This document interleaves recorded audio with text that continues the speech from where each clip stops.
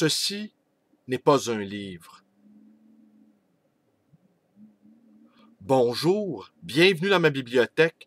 Nous sommes à Montréal le 19 avril 2013 et mon nom est Bruno Lalonde. Alors aujourd'hui, je vous parle de ce livre qui est malgré tout un livre, mais qui est davantage qu'un livre. C'est un objet protéiforme. C'est un objet qui m'a donné beaucoup de bonheur, qui m'a donné à réfléchir et qui m'a également donné à écrire. Moi, l'écrivain amateur, le lecteur amateur et même le libraire amateur. Alors, je vous le remonte. C'est Composite de Denis Bourgeois. Et ce matin, très tôt, sur la table de cuisine chez moi, ma bibliothèque, mon bureau, mon atelier étant encombré, il n'y a plus aucun endroit pour écrire, je m'exile très tôt le matin sur la table de cuisine et j'écris. Alors j'écris donc une lettre à Denis Bourgeois, lui disant combien j'avais aimé son ouvrage. Depuis Debord, nous savons que les guillemets sont superflus. Debord s'en est interdit d'usage par le dédain que lui inspirait l'époque. Les effacer, les guillemets, relevaient de la bravade. Plus que jamais, nous en avions besoin. Debord, facétieux, les retirait, nous laissant choir sur le sol. Au début de votre livre, Denis Bourgeois, j'ai bien cru que vous nous feriez le coup. Ça ne me gênait pas trop, car dès la première ligne, j'ai été subjugué. Première ligne que l'on retrouve sur la couverture de votre livre. Belle trouvaille de votre éditeur, sans doute. La quatrième de couverture, se retournant, pivotant sur elle-même et offrant au lecteur une couverture-ouverture sur votre petite musique. N'évoquons pas ici trop vite la figure de Ferdinand, auquel vous avez consacré quelques pages et qui m'ont fait vraiment réfléchir. J'y reviendrai. Mais, pensant vite et écrivant lentement, à la main, 1000 idées brouillonnent et quelques-unes à peine, affleurant le papier intact, indemne de ce crash entre la main lente et les concepts atemporels, le stylo de Zénon se cassant entre mes doigts. Alors je reprends dès le début. Debord, sourcier, qui brise son matériel, il ne nous révélera pas les sources, à nous de nous situer.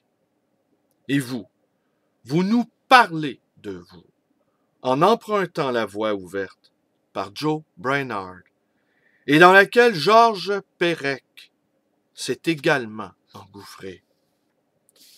Ce chemin tout à fait ouvert et que vous ne savez sans doute pas est la devise du Québec que l'on retrouve sur les plaques d'immatriculation des voitures. C'est le gouvernement sécessionniste du Parti québécois qui, ayant pris le pouvoir en 1976, a instauré cette devise. Cette devise qui aujourd'hui nous fait bidonner. Je me souviens. Et auquel on répond un brin amusé, de rien. Je me souviens de rien. D'emblée, dès les premières pages, vous vous éclipsez en esquissant quelques traits rapidement tracés de vous. Je dois vous avouer, cher Denis, que je me suis contenté de votre version des faits, que le tableau que vous nous présentez, j'ai choisi de m'en satisfaire. Je ne suis pas allé chercher des compléments d'information, compléments qui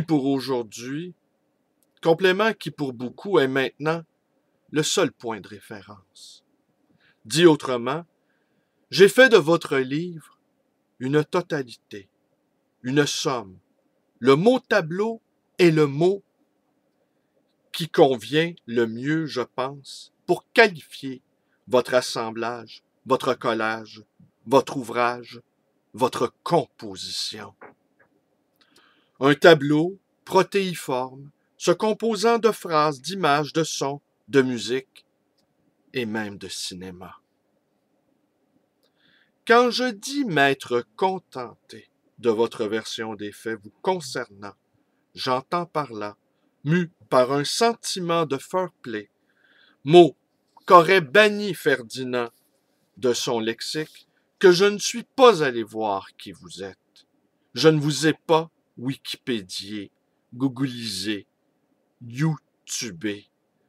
J'en sais encore moins sur vous que ce que vous nous avez donné à voir. 3 traits de votre ami Jean-Luc. Après avoir enregistré cette vidéo, je vais aller lire sur vous. Et sans doute, je vais lire vos autres livres. Cela m'a enchanté de lire votre livre, sans le buzz, autre mot qu'aurait voulu éradiquer ce cher Ferdinand, ce mot de buzz qui lui aurait pourri la tête et qui aurait parasité son esprit. Aurait-il eu le désespoir, enragé, nécessaire pour s'en prendre au plan Marshall culturel qui font passer, finalement, les Allemands pour des touristes? Vous écrivez à la page 115 et je vais conclure cette vidéo par cette citation.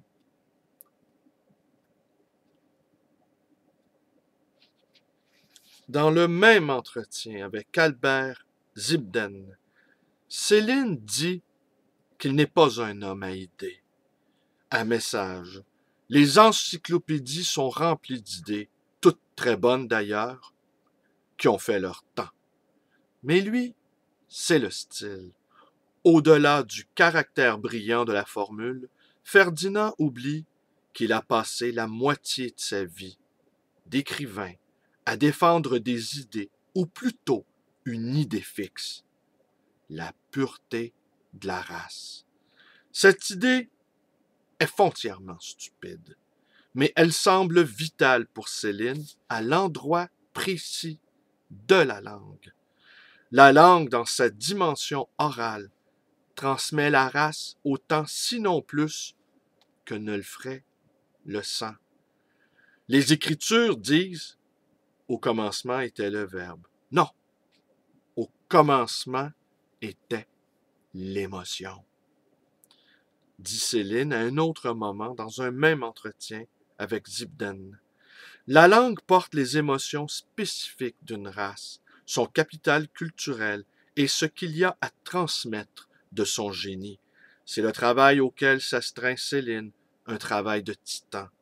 Polir et repolir la langue pour en faire ressortir le génie sédimenté pendant des siècles et des siècles. La langue, selon Céline, est le génie de la race, d'où la nécessité de l'expurger de tout ce qui vient la contaminer, l'affaiblir, lui plaquer de nouvelles syntaxes qui finiraient par recouvrir son génie, le génie de la langue. Derrière, il y a la pureté. La pureté est un absolu. Nous baignons encore dedans aujourd'hui. Nous attendons le prochain Céline, le prochain Joyce, comme le Messie de la langue. Pourquoi ne pas commencer par essayer de comprendre le destin funeste d'une telle attente? C'est toute une réflexion, hein? Je vous la répète la dernière phrase. Pourquoi ne pas commencer par essayer de comprendre le destin funeste d'une telle attente? Il y a bien d'autres passages que je pourrais vous citer de ce livre, qui est vraiment un livre absolument Attendez, j'en ai un dernier passage. La première violence est de nous imposer une notion univoque de la réalité. Pourquoi faudrait-il encore penser un bouc émissaire?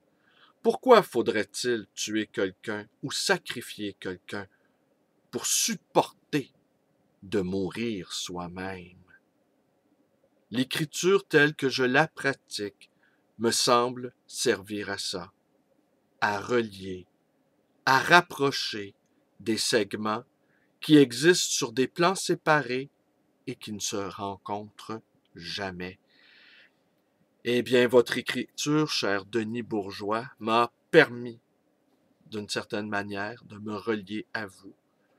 J'ai beaucoup aimé ce livre. Je vais le relire, sans doute. C'est un livre savamment composé, de matériaux composites, comme son titre l'indique. Et également, il évoque l'idée de composition, quelque chose de très musical dans le phrasé.